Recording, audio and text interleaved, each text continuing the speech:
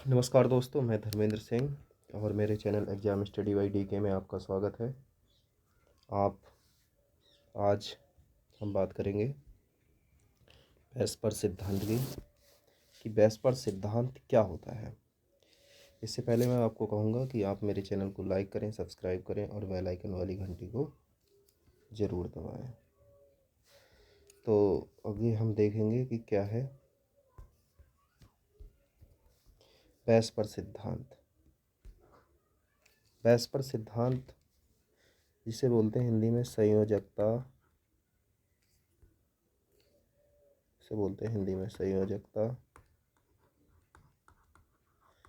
आबंध सिद्धांत।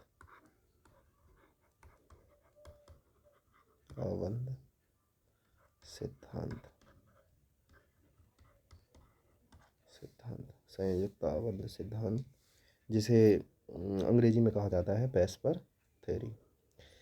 जब हम बेस्पर की बात करेंगे, valence share pair electron repulsion theory. जब हम बैलेंस थ्योरी की जब हम बात करेंगे तो बैलेंस थ्योरी में ये कह रहा है, देखो जब हम इसको ध्यान से देखेंगे तो समझ में आता है हमारे लिए कि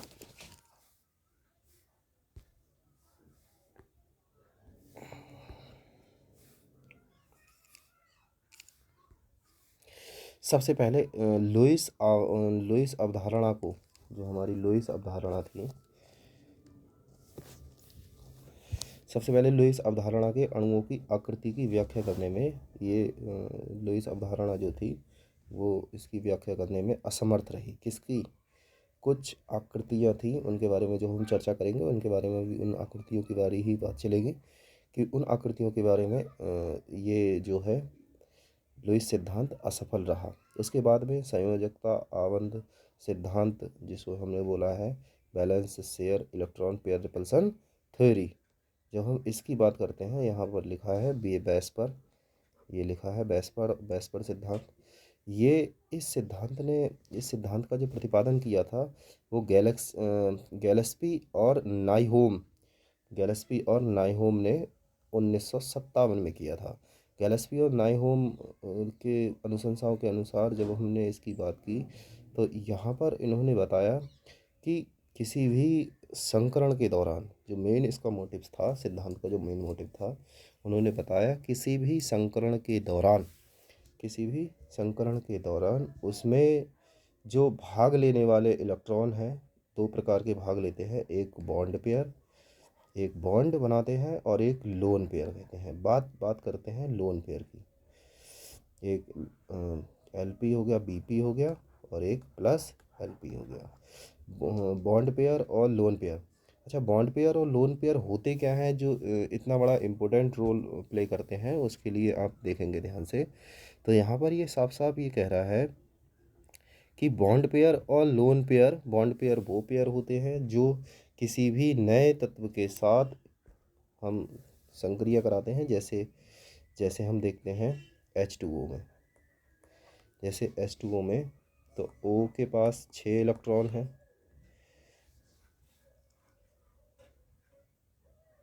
जैसे O के पास 1 2 3 4 5 और एक 6, और इधर से आ गया एक हाइड्रोजन के पास एक है और दूसरा हाइड्रोजन आ गया, ये इसके पास एक है। तो इसने एक ये जो बनाया है, बॉन्डिंग की है, साझेदारी की है, एक साझेदारी जो की है, वो जो साझेदारी की है, इन जो साझेदारी वाले इलेक्ट्रॉनों को हम कहते हैं ये बॉन्ड पेयर कहते हैं। जो बॉन्ड एक दूसरे परमाणु के साथ सीधे इलेक्ट्रॉनों को साझा करके बनाया गया है, जिसे हम बॉन्ड पेयर कहते हैं। परंतु जो कुछ इलेक्ट्रॉन और रह जाते हैं, जैसे हम देखते हैं ऑक्सीजन में 1 2 और एक 3 और एक 4, ये जो 4 इलेक्ट्रॉन है, इन 4 इलेक्ट्रॉनों के 2 जोड़े बन जाते हैं, जिसे हम लोन पेयर कहते हैं। पेयर माने होता है जोड़ा, लोन पेयर कहते हैं।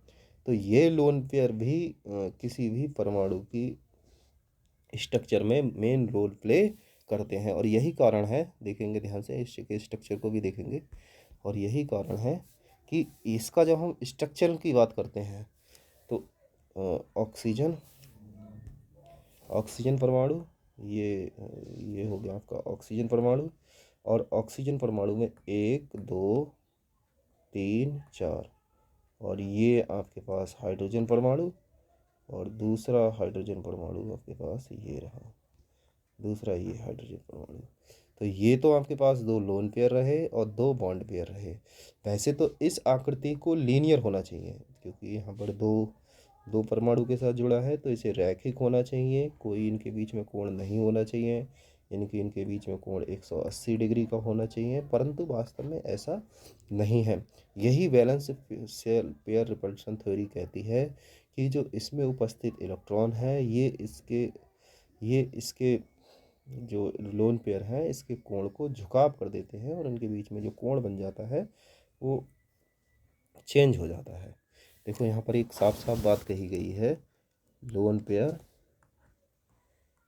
एलपी इलेक्ट्रॉनों के मध्य प्रतिकर्षण अधिकतम क्यों होता है। साफ साफ कहा गया है एक ही इलेक्ट्रॉन युग्म पर एक गत अर्थात प्रतिकर्षण दूरी में होते हैं, इसके मध्य प्रतिकर्षण अधिकतम होता है।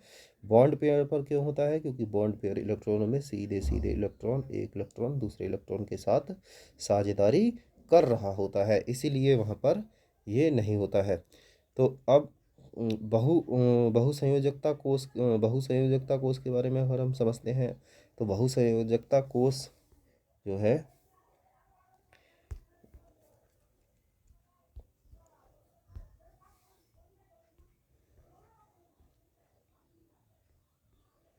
बहुसंयोजकता कोष के बारे में हम जब देखेंगे तो देखो एक चीज़ और साफ साफ इसमें ये कही गई है, मैं आपको दिखाना चाहूँगा।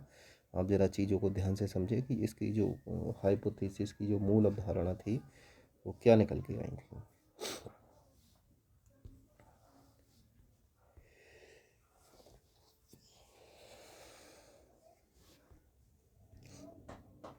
देखो, किसी परमाणु की आकृति एवं उसमें केंद्रीय परमाणु के आसपास उपस्थित संयोजी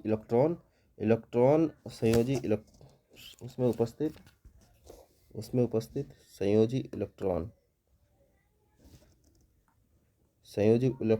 इलेक्ट्रॉन युग्म अथवा असंयोजित इलेक्ट्रॉन की संख्या पर निर्भर करती है। यानी कि उसकी जो आकृति है वो उस चीज़ पर डिपेंड करती है कि जो इलेक्ट्रॉन उसके साथ संयोजित हुए हैं, जिनके साथ ऑक्सीजन और हाइड्रोजन का सीधे सीधे बॉन्ड बना है, और वो इलेक्ट्रॉन जो सीधे सीधे किसी भी बॉन्ड के साथ भाग नहीं ले रहे हैं, इस चीज़ पर ये सिद्धांत सीधे सीधे फोकस करता है। दूसरा कह रहा है, देखो, इलेक्ट्रॉन युग्मित केंद्रीय परमाणु में संयोजकता में उपस्थित इलेक्ट्रॉन एक दूसरे के मध्य प्रतिकर्षण करते हैं, उनके इलेक्ट्रॉन पर ऋणावेश होता है, जिनके इलेक्ट्रॉन पर ऋणावेश होता है। मतलब सीधे सीधे आप ये समझिए कि ये सीधे सीधे ये कहता है कि किसी भी इलेक्ट्रॉन के स्ट्रक्चर का निर्धारण करते समय 2 चीज़ों का हमें ध्यान देना पड़ता है। जैसे हमें यहाँ पर आपको दिखाया H2O का एग्जाम्पल, अगर हम दूसरे तरीके से देखते हैं तो 6 हो गया, इसको हम करेंगे 1s² 2s²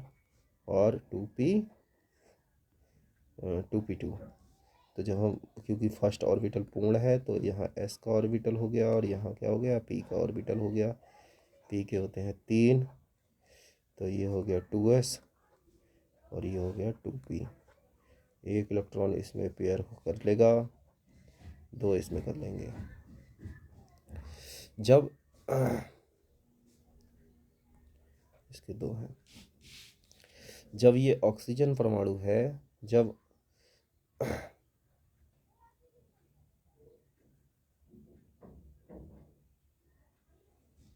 ये ऑक्सीजन परमाणु है तो यहाँ पर हम ध्यान से देखेंगे,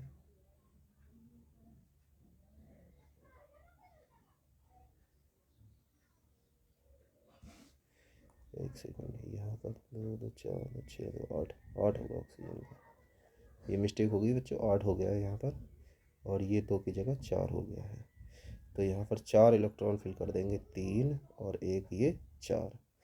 तो हम देख पा रहे हैं यहाँ पर, जैसा कि हम देख पा रहे हैं, ये ग्राउंड स्थिति है। जब हम एक्साइटेड स्थिति में लेके जाएंगे तो इसमें से निकलने वाला एक इलेक्ट्रॉन p ऑर्बिटल में क्या कर जाएगा, एंटर कर जाएगा, और यहाँ पर ये कंडीशन इस तरह से प्राप्त होगी, देख पा रहे हैं आप, इसमें एक इलेक्ट्रॉन रह जाएगा, इसमें 1 2 हो गए, इसमें भी अब 2 हो जाएंगे और इसमें 1 रह जाएगा।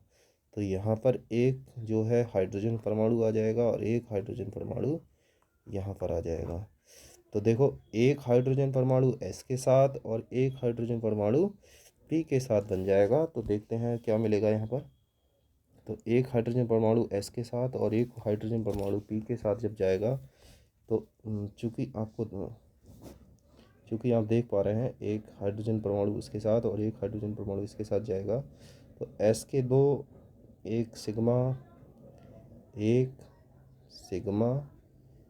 तो हमारे पास बॉन्ड पेयर होंगे, क्योंकि दो हाइड्रोजन परमाणु के साथ हैं।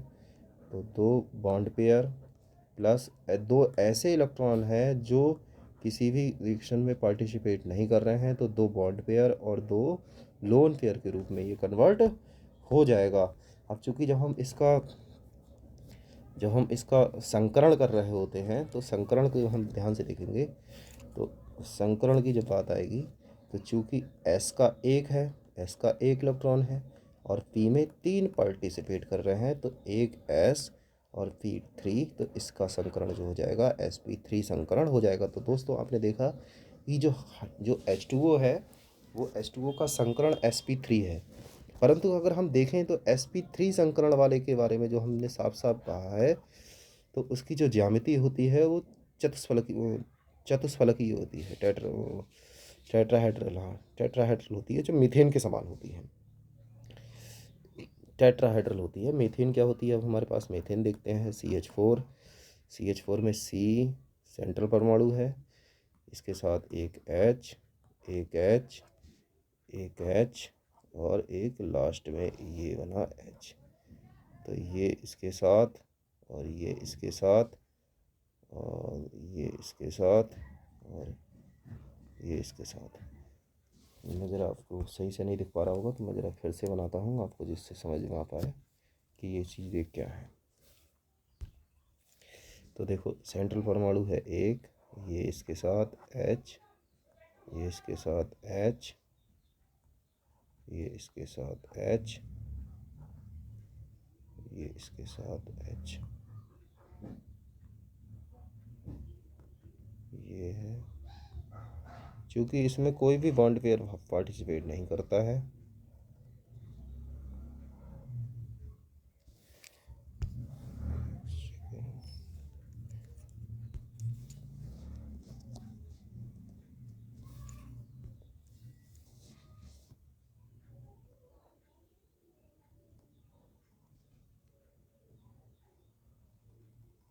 सीधे सीधे। तो इसके प्रत्येक जो कोण है, जो इसमें जो प्रत्येक कोण है 109 डिग्री 28 मिनट का बनता है। परंतु जो H2O है हमारे पास, वो H2O के स्ट्रक्चर इस टाइप से बनता है। दो लोन पेयर होते हैं, जिसका एक H और इसका एक H, ये प्राप्त होता है। और ये चूँकि इसमें लोन पेयर उपस्थित है, इसलिए इसका स्ट्रक्चर डिस्ट्रीब्यूट हो जाता है, जिसको हम एक टेबल की सहायता से समझते हैं। देखो, यहाँ पर कुछ परमाणु हमारे पास ले रखे हैं, जैसे परमाणु, इसमें कुछ परमाणु ले रखे हैं, जैसे AB2Fe। तो इसमें जैसे लोन पेयर कितने हैं? बॉन्ड पेयर दो हैं, लोन पेयर एक है। तो उसका स्ट्रक्चर है वो त्रिकोण समतलीय होता है, त्रिकोणीय समतलीय होता है। वास्तविक आकृति टेढ़ा और कोणीय होता है। और उसका सबसे बढ़िया एग्जाम्पल SO2 दिया गया है। तो SO2 जब हमने इसके साथ लिया गया है, तो ध्यान से देखेंगे, SO2 को हमने ध्यान से समझेंगे कि ये क्या चीज़ है। ज़रा देखते हैं। दूसरा हमारे पास AB2E,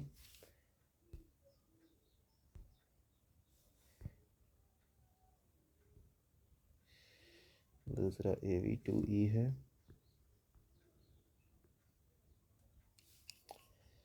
दूसरा आपके पास AB2E है।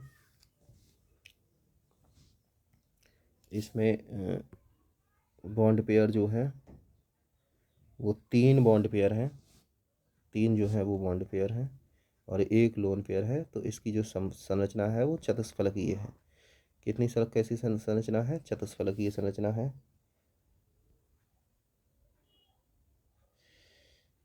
ये चतुष्फलकीय संरचना है।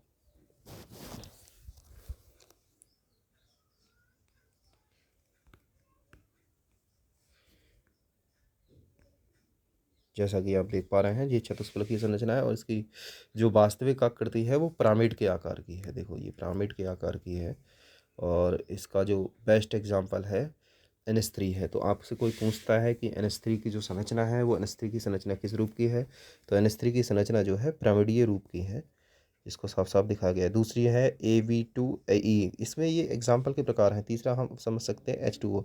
जो H2O जो हमने लिया है, H2O भी टेढ़ा कोणीय बनेगा। और यहाँ पर देखो जैसे मैंने एग्जाम्पल दिखाया था, इसमें दो बॉन्ड पेयर, बंद पेयर और लोन पेयर, दो बॉन्ड पेयर बन रहे हैं और दो लोन पेयर बन रहे हैं, जिसके कारण इसकी जो संरचना प्राप्त हो रही है वो तुम्हारा चतुष्फलकीय प्राप्त होती है। इसके लिए कुछ और एग्जाम्पल्स हमने सेट करके रखे हैं। एग्जाम्पल्स को अगर हम ध्यान से देखेंगे, तीसरा हमारे पास और है SPF4। SBF4 इसमें 4 बॉन्ड पेयर और एक लोन पेयर है, जिसमें हमने आकृति को दिखाया गया है कि आकृति किस तरह से इसमें ये शो कर रहा है। एक सेकेंड ज़रा देखेंगे। हाँ, तो ये आपके पास दिखा रहा है, इसकी संरचना है जिसमें 4 बॉन्ड पेयर और एक लोन पेयर होता है। उसकी संरचना जो है वो अनियमित चतुष्फलकीय होती है, जो नियमित नहीं कही जा सकती है। और इसका सबसे बेस्ट एग्जांपल है SPF4। ऐसे ही हमने बेस्पर थ्योरी जो इस प्रकार से जो एक्सप्लेन करते हैं, उसमें कुछ पॉइंट को हमने कंसीडर किया है। वो पॉइंट हम देखेंगे कि ये बेस्पर थ्योरी किस प्रकार से इस चीज़ को एक्सप्लेन करती है।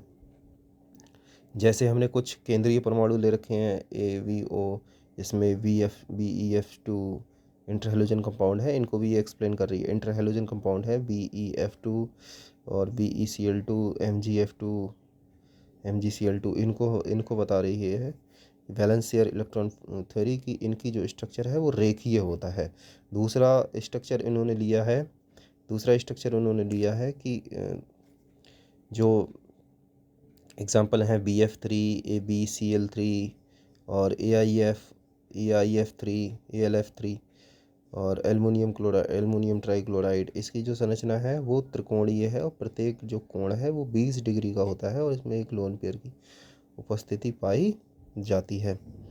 अगला इसमें देखते हैं, अगला क्या है, चतुष्फलकीय। सबसे बढ़िया एग्जाम्पल इसका मीथेन था, कार्बन टेट्राक्लोराइड है और सिलिकॉन हाइड्राइड है, सिलिकॉन क्लोराइड है, सिलिकॉन टेट्राक्लोराइड है, सिलिकॉन हाइड्राइड है।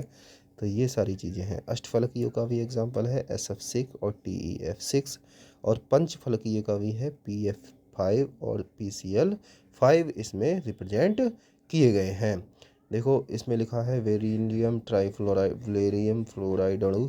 बेरिलियम फ्लोराइड अणु में चूँकि हमने देखा बेरिलियम परमाणु के 4 परमाणु क्रमांक वाले इलेक्ट्रॉनिक विन्यास में 2 और 2, जो बाह्य कोश में वो 2 इलेक्ट्रॉन है, 2 संयोजी इलेक्ट्रॉन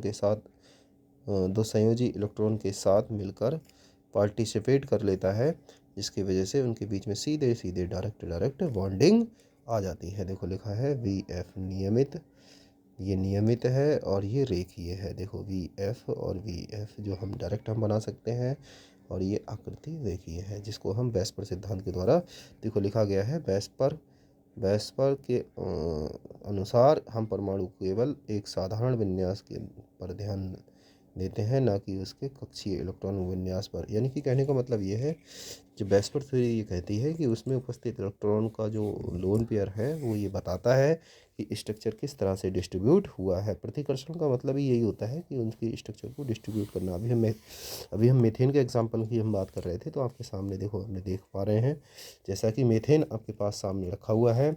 मीथेन जो है, मीथेन क्या कहता है, मीथेन में एक केंद्रीय परमाणु जिसका इलेक्ट्रॉन विन्यास 4-4 होता है। देखो मीथेन के आप जानते ही हैं मीथेन के बारे में, कि मीथेन जो है कि मीथेन का जो कार्बन है, कार्बन में 4 इलेक्ट्रॉन होते हैं, वो कार्बन के 6 इलेक्ट्रॉन होते हैं। 6 को जब इलेक्ट्रॉन विन्यास करेंगे तो 2 और 2 2 4 2 2 2 2 2 2। जब इसका SPDF में जब हम इलेक्ट्रॉन विन्यास करेंगे तो 1s² 2s² और 2p2 होता है। जब हम इसको क्या करते हैं कि जब हम इसकी ग्राउंड अवस्था बनाते हैं, ये एस ऑर्बिटल हो गया, ये पी ऑर्बिटल हो गया, पी में 3 उपकोष होते हैं और इसमें एक उपकोष होता है, तो ये ग्राउंड स्थिति है। ये ग्राउंड स्थिति को रिप्रेजेंट कर रहा है। जब ये एक्साइटेड स्थिति में जाएगा तो ये एस का इलेक्ट्रॉन पी में प्रवेश कर जाएगा। जब एस का इलेक्ट्रॉन पी में प्रवेश कर जाएगा तो ये कंडीशन बनेगी 1 2। तो यहाँ पर देखो 1 1 1 और 1, ये तीनों इलेक्ट्रॉन फुलफिल्ड हो जाएंगे। इसके लिए हम 4 हाइड्रोजन परमाणु को हम इसके साथ कंसीडर करेंगे। जब हम 4 हाइड्रोजन परमाणु को साथ इसके साथ जब हम कंसीडर करेंगे तो 1 हाइड्रोजन परमाणु, 2 हाइड्रोजन परमाणु, 3 हाइड्रोजन परमाणु और 4 हाइड्रोजन परमाणु। तो चूंकि CH4 की जब हम बात कर रहे थे, ध्यान से देखेंगे, जब हम बात किसकी कर रहे हैं, CH4 की, इसमें 4 हाइड्रोजन परमाणु हैं, चारों इलेक्ट्रॉन के साथ संयोग कर पा रहे हैं। तो इसके लिए 4 बॉन्ड पेयर जो है PP की संख्या है वो 4 है और LP की जो संख्या है वो 0 है। तो यहाँ पर जो बेस्पर सिद्धांत ये कहता है कि अगर किसी के पास अगर बॉन्ड बन रहे हैं तो बॉन्ड बनने के दौरान वो बॉन्ड उसके संकरण में भाग लेते हैं। अब चूंकि ये संरचना ऐसी है जिसमें लोन पेयर का कोई रोल यहाँ पर नहीं होता है, इसीलिए इसकी जो संरचना है वो चतुष्फलकीय मानी जाती है। क्या मानी जाती है बच्चों? चतुष्फलकीय मानी जाती है। जिसको लिखा गया है, देखो आकृति जो है वो चतुष्फलकीय है। आकृति जो है वो चतुष्फलकीय है। देखो लिखा है आकृति जो है चतुष्फलकीय है। कार्बन परमाणु के साजित युग्म उपस्थित मध्य मीथेन में नियमित एवं प्रतिकर्षण बल की न्यूनतम करने के लिए चतुष्फलकीय आकृति, जिसका एंगल 109 डिग्री 5 मिनट होता है। ये मैंने आपको बताया था 109.5 डिग्री होता है। परंतु अगर हम अन्य इसके एग्जाम्पल की हम तुलना करते हैं तो अन्य में हम पाते हैं कि अन्य को अगर हम देखते हैं तो अन्य को हम देख पा रहे हैं, जैसा कि तो इसमें PF5 का जब हम इलेक्ट्रॉनिक विन्यास करते हैं तो देख पा रहे होंगे कि P में जो है वो जो इलेक्ट्रॉन है वो आपस में शेयरिंग कर लेते हैं। तो इसमें भी कोई भी लोन पेयर ना होने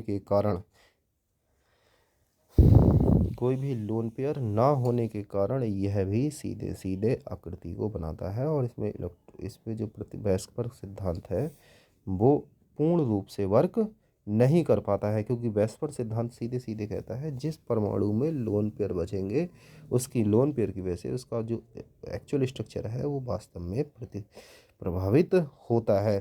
जो साफ साफ देखो आपको दिख पा रहा होगा, आपके यहाँ पर सामने दिख रहा है कि जो वास्तव में LP प्रतिकर्षण LP BP प्रतिकर्षण से अधिक होता है, 2 OH चले जाते हैं और तनाव NH3 की तुलना में अधिक हो जाता है, क्योंकि NH3 में एकाकी युग्म होता है परंतु इसमें एकाकी युग्म नहीं होता है।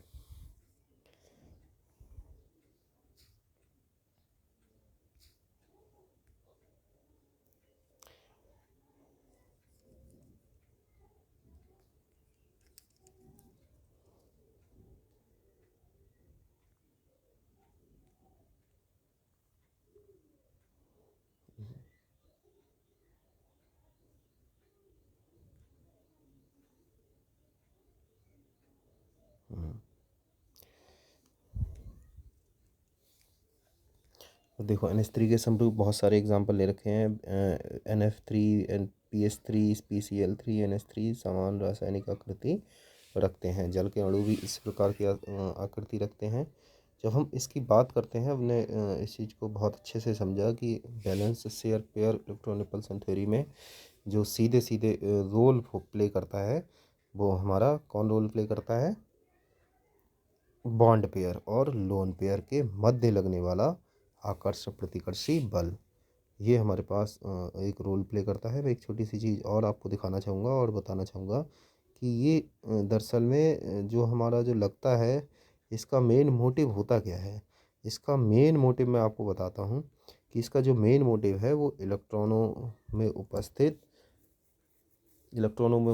जो उनके स्ट्रक्चर को डिसाइड करते हैं उस स्ट्रक्चर को डिस्ट्रीब्यूट करना ही होता है। इसीलिए इनके स्ट्रक्चरों में अंतर देखने को मिलता है। अगर नहीं तो अगर ऐसा ना हो तो हमारे पास हम सेम स्ट्रक्चर की संरचनाएं प्राप्त करेंगे, जो कि वास्तव में संभव नहीं है। देखो नोट हमने इसमें साफ साफ लिख रखा है, नोट के तौर पे लिखा है कि एलपी तथा बीपी समान होने पर बंद कोण को प्रभावित होने वाले कारक कौन कौन से कारक दे रखे हैं? लोन पेयर और बॉन्ड पेयर, बस यही है। तो आप हमारे चैनल को सब्सक्राइब करें, बेल आइकन की घंटी दबाएं, और आई होप आपको समझ में आया होगा। नहीं समझ में आया होगा तो आप प्रयास करें फिर से समझने का। और ये थ्योरी लिखी हुई है, क्योंकि मैं इसको बहुत अच्छे से एक्सप्लेन कर पा रहा हूँ, बहुत अच्छे से उसको रीड नहीं किया है। रीड करने का कारण क्या है कि बहुत लंबी वीडियो हो जाएगी और आप चीज़ों को नहीं समझ पाएंगे। आप हमारे टेलीग्राम ग्रुप से भी जुड़ सकते हैं, जिसका लिंक मैं वीडियो की डिस्क्रिप्शन में डाल दूँगा।